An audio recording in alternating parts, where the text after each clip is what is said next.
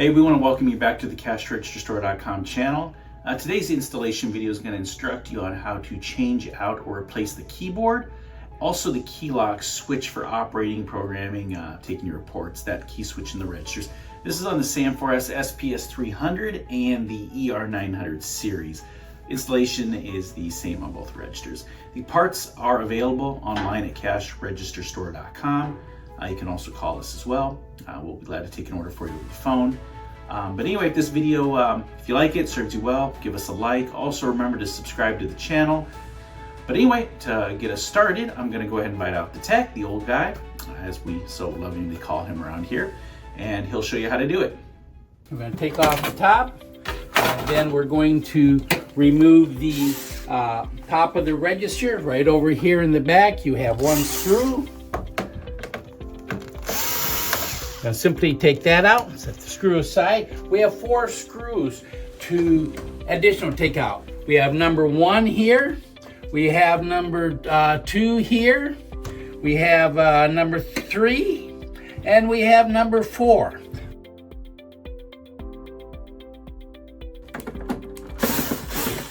Sometimes you don't want to come. Anyway, got them out. Set it aside. Let's put the screws there in the top. And again, as our previous video where you're seeing, we just pick it from the back up and just snap it up. It comes up. And then there's connectors in the front. You just lift it up and it will snap out. Underneath, you're going to take, and you have 2 ribbon cables, a thin cable, and then you will see we have the keyboard, cable 2. We'll lift that up, and then we have a cable here. Grab it by next to the connector, and then we have another connector. Simply going to pull that up, and your keyboard is then released. What we're going to do now is simply take, and we need to pull the ribbon cable up out of the key lock. Now, if you have a key lock and have a problem with the key lock assembly itself, you can also take and replace that. Just 2 simple screws, and then the key lock assembly comes out of there. If you look, that's all there is to replace the key lock. And I'm simply going to go ahead and put that back in.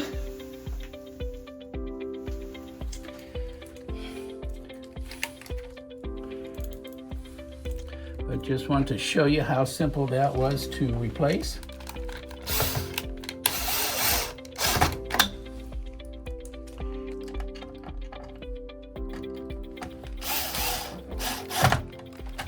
Screw back in there. Okay, we're now going to put the ribbon cable in because we're going to replace the keyboard.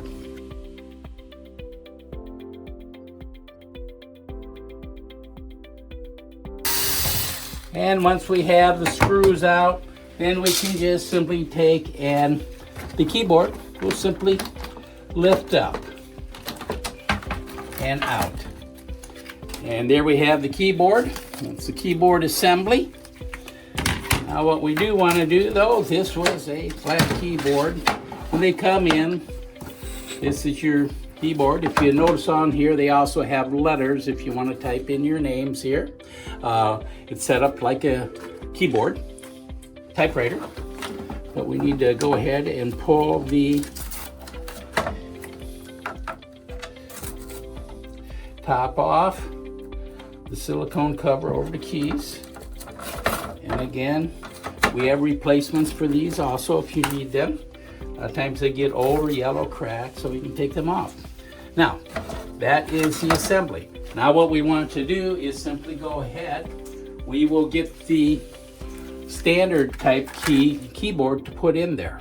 We'll go over a demonstration on how to add more keys, replace keys to that in another video. But right now, we're just doing a replacement of the keyboard. We're going to turn the keyboard back over, lay it down in there. It will pretty much self-center itself. Let's come over, get our screws here. Turn my torque down here. And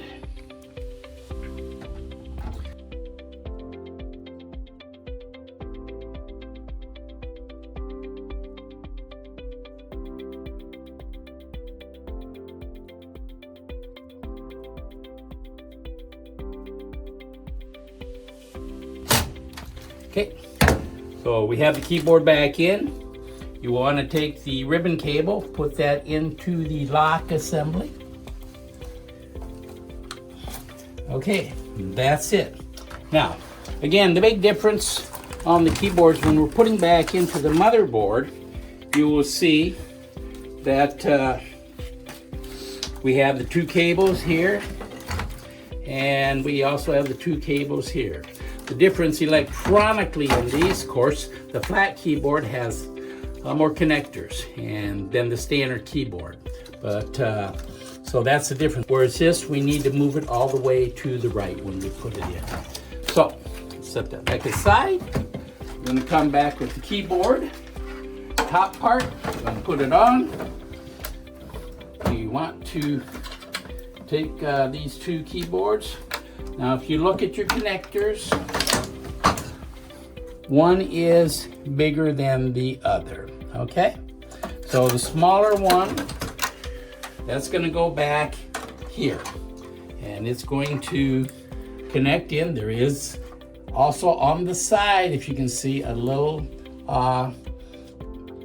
part of the connector here that must go towards the back. But typically when you put these in, as you fall it down, the cable will tend to go the direction you want. We're just going to take and put that in, push it down, very easy to do. And then same thing with that. See how the cable kind of falls over to go that way? And again, we just set it on the one side there, put it on the other, and press it straight down. Okay, we're going to set the top back on. Now with this cable, we put the back cable in. It's going to go again all the way to the right. The flat keyboard will fit in perfectly. But here we move all the way, put it in, slide it to the right, and then press down. Then the front keyboard connector just goes straight in. Now, if you notice there's some little slots right here. This is where the top part of the keyboard has our connectors here, and they just fit down into here. So when we put this in, hold that back, we're just going to sit down into there, and that's it. And then drop it, snaps in. Sometimes if you don't get this in, you can just tap it with the butt of your fist there, and it will go right in. And then we're going to grab our connectors, screws. We're going to simply put these back in. Again, we have the four corners. I always start in the corner closest here, switch over to here, and the upper right corner in the middle center in the back. And then we have the right corner. Okay, now that is the replacement for the keyboard. However, you will have to reinitialize the register back to factory standards to get it to accept this keyboard. If you just simply put it in there and plug it in, it's not going to work because the programming thinks that it has a flat keyboard. That's it. Well, we hope you enjoyed this video. We hope it made your life a lot easier for changing out this part. Again, parts are at cashregisterstore.com. And again, check back with us frequently. We have more installation videos coming. So always remember to subscribe, and we will catch you on the next one.